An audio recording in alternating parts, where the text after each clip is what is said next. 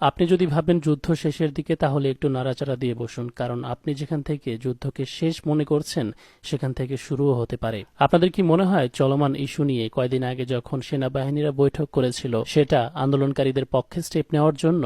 আপনি কি ভুলে গেছেন আল জাজিরার all the prime ministers man নামক ডকুমেন্টারির কথা? প্রাইম মিনিস্টার্স ম্যান প্রাইম মিনিস্টারকে নামানোর পক্ষে কাজ করবে এটা ভাবেন কি করে? আজকেও তার জলজ্যান্ত একটি প্রমাণ পাওয়া গেছে।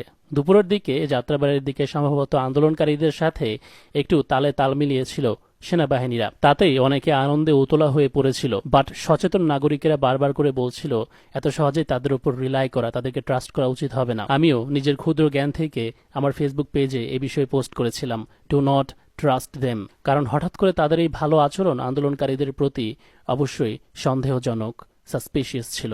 এবং দিন শেষে সন্ধ্যা গড়াতেই তার প্রমাণ জনগণ পেয়ে যায়, যখন সারাদিনের নাটক শেষে জনগণের পাশে দাঁড়িয়ে থাকা সেনাবাহিনীগুলো আচমকাই তাদের উপরেই আক্রমণাত্মক হয়ে ওঠে, যেটা তাদের মুখোশের আড়ালের আসল চেহারা, আসল রূপ ছিল। তারা আমাদেরকে প্রোটেক্ট করতে নামেনি। দিন শেষে ৮২ থেকে ৮৫ জন মতো ছাত্র নিহত হয়েছে। ওকে, আজকের বিষয়টা তো গেল, পরবর্তীতে কোন বিষয় থেকে সতর্ক থাকতে হবে এবং কি স্টেপ নিতে হবে ভালো করে শুনুন। প্রথম পয়েন্ট, ফলস ফ্ল্যাগ অপারেশন। দর্শক, আমরা কিন্তু জেনারেশন এক্স এর পলিটিক্যাল চিন্তা ভাবনা নিয়ে ঘুরি না, আমরা জেনারেশন জেড এর ছেলে পেলে। তাই ওদের আদিমকালের টেকনিকগুলো ধরে ফেলা আমাদের জন্য খুবই সোজা। ফলস ফ্ল্যাগ অপারেশন হচ্ছে নিজের লোকেদেরকে দিয়ে সন্ত্রাসীমূলক কর্মকাণ্ড ঘটিয়ে নাশকতা করে সেটির দোষ অপোজিশনের ঘাড়ে ফেলে তাদেরকে সন্ত্রাসী ট্যাগ দিয়ে অ্যান্টি টেরোরিজম মিশন শুরু করা, দেশের মধ্যে শান্তি রক্ষার নাম দিয়ে। আপনি রিসেন্টলি হয়তো প্রধানমন্ত্রীকে বক্তব্য দিতে দেখেছেন, বিভিন্ন নিউজে এসেছে যে এখন যারা আন্দোলন করছে তারা কেউই ছাত্র নয়, সবাই সন্ত্রাসী। কিন্তু এই মুহূর্তে এই বক্তব্য দেওয়ার কারণ কি? আপনি দেখতে পাচ্ছেন এখনই হুট করে বিভিন্ন জায়গার নেতাকর্মী মারা যাচ্ছে,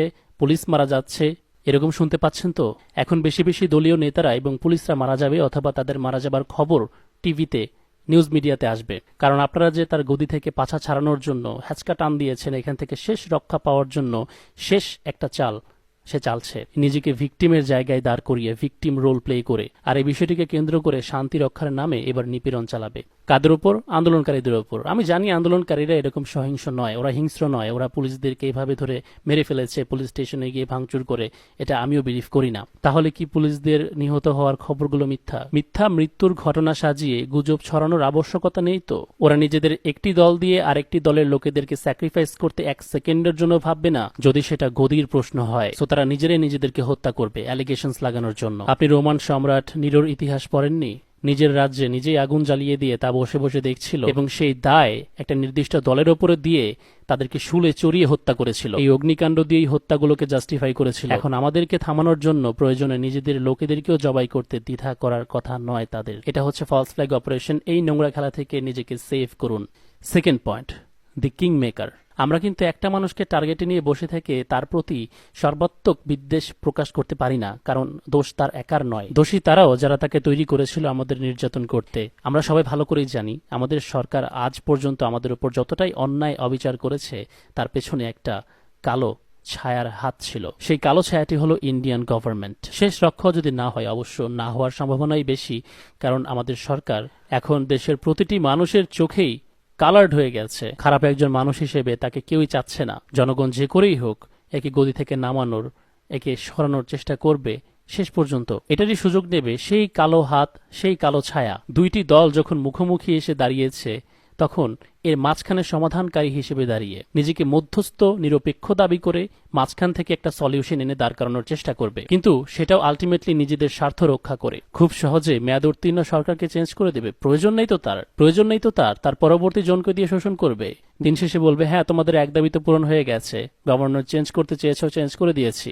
হোক সেটা আমেরিকা বা জাতিসংঘ যেই করুক না কেন, do not trust them, we are smart. আমরা হিগলস ডায়ালেকটিক টেকনিক পড়েছি, ভুলে যাবেন না। এরা হলো সেরকম শান্তি রক্ষাকারী যাদের কথা সূরা বাকারার 11 নম্বর আয়াতে আল্লাহ তাআলা বলেছেন। আর যখন তাদেরকে বলা হয় যে দুনিয়ার বুকে দাঙ্গা হাঙ্গামা সৃষ্টি করো না, তখন তারা বলে আমরা তো মীমাংসার পথ অবলম্বন করেছি, আমরাই তো শান্তিকামী, we are the peace makers. So সেনাবাহিনী বা এরকম কোন দল যদি মধ্যস্থতার নামে মাঝখানে ঢুকে পড়তে চায় তাদেরকে ঢুকতে দেওয়া যাবে না। হোক সেটা 111-এর মতো যদি মাঝখানে সেনাবাহিনী ঢুকে পড়ে এবং তারা মধ্যস্থতার কথা বলে মিলিটারি কু ডেটাট করে দেন, একটা নির্বাচনের নাটক সাজিয়ে কাউকে দাঁড় করায়, সেটাও এভাবেও ঘটনাটা হতে পারে। Because remember, all the prime ministers man.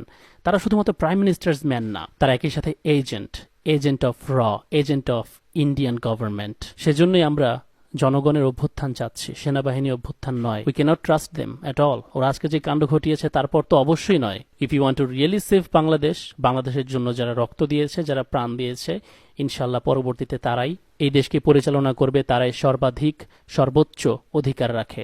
ইনশাল্লাহ কালকেও মাদ্রাসার ছাত্র ভাইরা মাঠে নামবে, কিন্তু আমাদেরকে মনে রাখতে হবে আমরা যেন মাওলানা ভাসানী সাহেবের সাথে যেমন বেইমানি করা হয়েছিল তেমনটা না করি। আলেম সমাজকে আমরা সবসময় অন্যের বিরুদ্ধে পেয়েছি এবং তারা থাকবে ইনশাল্লাহ। আরেকটি গুরুত্বপূর্ণ বিষয় যেটি আমি গত ভিডিওতেও বলেছিলাম, আমাদের আলেমরা কিন্তু এই আন্দোলনে এখন যোগ দিচ্ছেন। আজকে রফিকুল ইসলাম মাদানী সাহেবকে আমি নামতে দেখেছি, অনেক কষ্ট করেছেন জনগণের জন্য, জনগণের কল্যাণের জন্য।